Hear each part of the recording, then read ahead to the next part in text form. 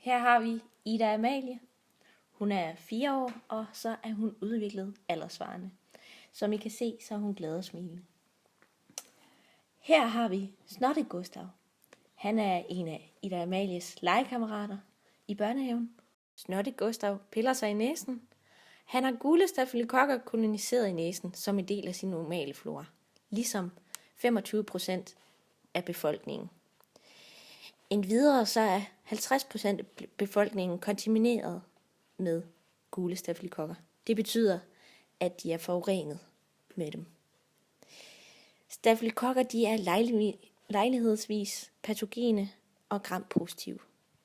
Symptomer man kan få ved at blive inficeret med gule stafylokokker kan være overfladiske sår, bylder til alvorlige infektioner, herunder knogleinfektioner og hjerteklapbetændelse, samt noget så alvorligt som sepsis. Af uforklarlige årsager, muligvis nogle uoverensstemmelser imellem Snotty Gustav og Ida Amalie, så kommer de op og slås.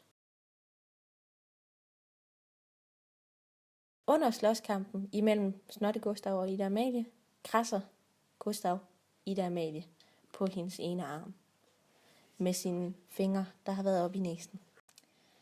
Dermed har Ida Amalie fået et lille sår på sin ene arm. Dette er en indgangsport for de gule stafylokokker, som er smittestoffet. Dette kan ses i sammenhæng med smittekæden, hvor smittekilden er Snotty Gustav med de gule stafylokokker, han har i næsen som del af sin normale flora. Og udgangsporten er Gustavs snottede næse. Smittevejen med mellemleddet er Snotty Gustavs fingre. Indgangsporten, det er hermed Ida Amalies sår på armen, og smittemodtageren er dermed Ida Amalie. Smittekæden kunne have været brudt, hvis Snotty Gustav havde vasket sine fingre. Dermed ville man kunne fjerne mellemleddet i form af hans snottede fingre. Nu vil jeg forklare virkningen af Ida Amalies immunsystem i forhold til infektionen med de gule stafylokokker. Når Gustav krasser Ida Amalie, sker der en vævslæsion. Dermed udskilles der histaminer fra det ødelagte epidermis. Dette medfølger, at blodkarrene bliver mere permeable, og dermed kan leukocytterne, herunder makrofagerne, trænge ud i vævet, og dermed kan de angribe og spise bakterierne, altså fagocytere dem.